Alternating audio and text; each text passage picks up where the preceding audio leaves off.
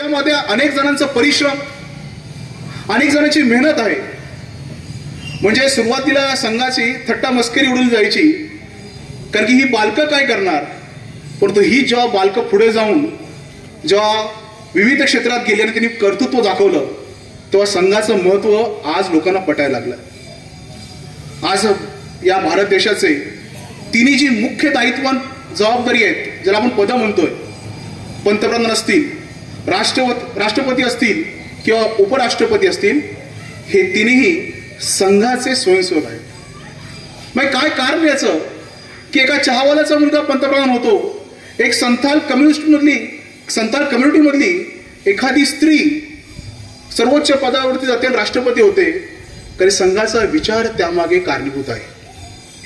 एकल विद्यालयाची कॉन्सेप्ट जर तुम्ही ऐकली तर ज्या ठिकाणी वाडी वस्तीवरती शाळा नाहीयेत त्या ठिकाणी सेवा भरती असेल, जनकल्याण समिती असतील, त्या एकल विद्यालयामार्फत त्या ठिकाणी काम करण्याचं काम या संघाच्या स्वयंसेवी संस्थांनी केलंय. संघ काय करतोय तर संघ हिंदुत्वाचा अभिमान जागृत करतोय, परंतु 1.5 लाख पेक्षा सेवा कार्य संघाने आज पूर्ण भारत देशात आपली चालू केलेली आहे. त्यामध्ये छोटी छोटी सेवा कार्य आहेत, अगदी शाळांपासून, एनजीओ पासून, हॉस्पिटल पासून या देशासाठी काम करतात. 1962च्या चीनच्या युद्धावेळी जे युद्ध झालं त्यावेळी संघाला स्वतः चाचा नेहरू जे आपले पंतप्रधान होते त्यांनी संचलनासाठी दिल्लीमध्ये पाचारण केलं होतं. कारण त्यांना माहित होतं की संघाचं योगदान स्वातंत्र्य लढ्याचं महत्वाचं आहेच, परंतु संघ ही शिस्तबद्ध संघटना आहे आणि त्यावेळी संचलनाच्या वेळी कोण चांगलं संचलन करू शकतं तर त्यांना राष्ट्रीय स्वयंसेवक संघ यांच्याशिवाय पर्याय दिसला नाही. काँग्रेसचं मी उदाहरण सांगितलंच, पण याच काँग्रेसचं जेव्हा अधिवेशन होतं आणि काँग्रेसचा झेंडा फडकवताना तो ध्वज जेव्हा वरती अडकला होता, तेव्हा एक संघाचा स्वयंसेवक तो ध्वज मोकळा करण्यासाठी एका पाईपवर चढून तो ध्वज त्याने मोकळा केला आणि पुन्हा आपल्या जागेवरती गेला. जेव्हा नेहरूजींनी विचारलं की हा जो कार्यकर्ता तो कोण होता, तोही संघाचा स्वयंसेवक होता. संघाचं काम हे फक्त सेवा कार्य देशभक्तीपुरतं मर्यादित नाही. जेव्हा 1947ची फाळणी झाली तेव्हा खऱ्या अर्थानं संघानं प्रकर्षानं काम केलं. लाहोरमध्ये असतील किंवा पाकिस्तानचा आताचा भाग आहे, संघाच्या प्रचंड अशा शाखा तिथे लागल्या होत्या, चालू होत्या. आणि जेव्हा अचानक फाळणीचा निर्णय झाला त्यावेळी आपले श्री गुरुजी द्वितीय सरसंघचालक माधव सदाशिव गोळवलकर त्यांनी सांगितलं, जोपर्यंत शेवटचा हिंदू हा हिंदुस्थानात येत नाही तोपर्यंत आपण संघ संयोजकाने आपली जागा सोडू नये. गुरुजींच्या एका शब्दाकडे असंख्य स्वयंसेवकांनी त्या ठिकाणी बलिदान दिलेलं आहे की संपूर्ण हिंदू समाज पूर्णपणे हिंदुस्थानात जात नाही, भारतात जात नाही, तो पण त्यांनी जागा सोडली नाही, परिणामी प्राणांची आहुती द्यायला लागलेली आहे. हे संघाचं योगदान आहे. संघाचं योगदान एवढ्यातच नाहीये. आपल्याला माहिती आहे की जम्मू काश्मीरचा प्रश्न फार जटिल होता.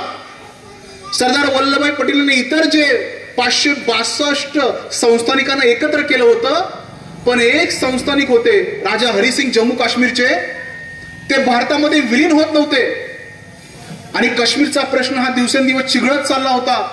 पाकिस्तान त्या ठिकाणी आक्रमण करणार होता आणि अशा वेळी सरदार वल्लभभाई पटेलांनी आपले द्वितीय सरंग संघचालक माधव सदाशिव गोळवलकर ज्यांचा फोटो या ठिकाणी आहे त्यांना पाचारण केलं. गुरुजींना सांगितलं राजा हरिसिंगला तुम्ही समजावून जावा, राजा हरिसिंग तुमचं ऐकतील. तातडीने सरदार वल्लभभाई पटेल यांच्या सांगण्यावरून, त्यावेळी ते गृहमंत्री होते, त्यांच्या सांगण्यावरून माननीय गुरुजी जम्मू काश्मीरला गेले आणि राजा हरिसिंगला सांगितलं की तुम्ही का भारतात सम्मिलित झालं पाहिजे. राजा हरिसिंगची अडचण अशी होती, राजा हिंदू होता पण बहुसंख्य समाज, बहुसंख्य वस्ती, बहुसंख्य लोक, नागरिक ही मुस्लिम होती. पण गुरुजींच्या सांगण्यावरून राजा हरिसिंगने भारत देशामध्ये येण्यासाठी, विलीन होण्यासाठी कबूल केलं. ही संघाची उपलब्धी कोण सांगत नाही. स्वयंसेवक पण प्रसिद्धी परामुख असल्यामुळे हे सांगत नाही. खऱ्या अर्थानं जम्मू काश्मीर जर वाचलं असेल तर कोणामुळे, तो फक्त राष्ट्रीय स्वयंसेवक संघामुळे आणि द्वितीय सरसंघचालक माधव सदाशिव गोळवलकरमुळे. पण ह्याचा नामोल्लेख होत नाही. 1992 साली जेव्हा त्याच जम्मू काश्मीरमध्ये लाल चौकामध्ये तिरंगा झेंडा जाळला होता आतंकवाद्यांनी, आणि आतंकवाद्यांनी खुलीआम धमकी दिली होती, जर हिम्मत असेल तर या लाल चौकामध्ये तिरंगा झेंडा फडकून लावा. त्याशिवाय असंख्य स्वयंसेवक या भारत देशातून एकत्र झाले.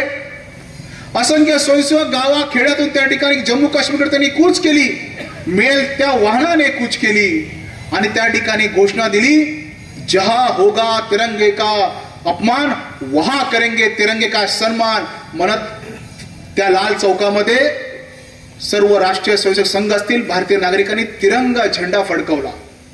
हे संघाने केलं. राम मंदिरचा उल्लेख केलाच, पण त्या राम मंदिरमध्ये रक्त सांडलेले अशोकजी सिंगल असतील, प्रवीणभाई तोगडी असतील, फार मोठा संघर्ष आहे कार्यसेवकांना.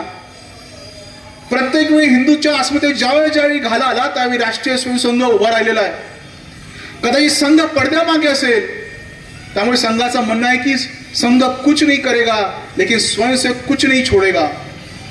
प्रत्येक क्षेत्रात आज स्वयंसेवक आघाडीवरती आहे.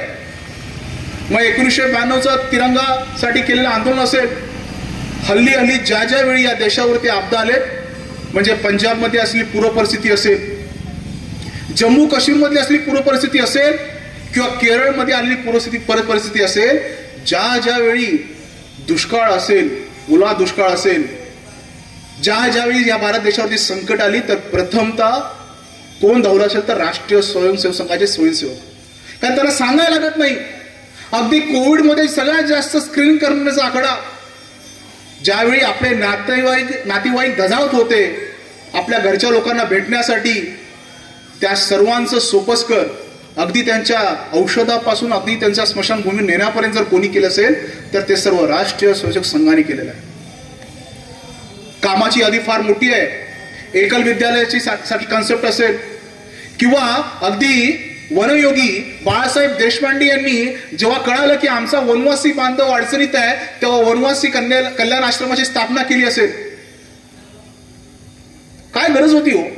स्वामी विवेकानंद फार वर्षापूर्वी या देशातून एक महान विभूती गेली, पण तिचं स्मारक विवेकानंद केंद्र म्हणून कन्याकुमारीत व्हावं हे फक्त सुचलं ते राष्ट्रीय स्वयंसेवक संघाच्या स्वयंसेवकालाच.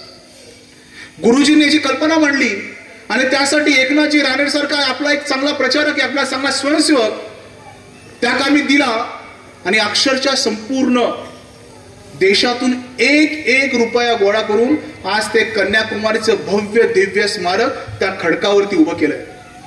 काय कारण याचं? कारण या देशाची अस्मिता म्हणजे स्वामी विवेकानंद आहेत, योग पुरुष आहेत, योगी आहेत.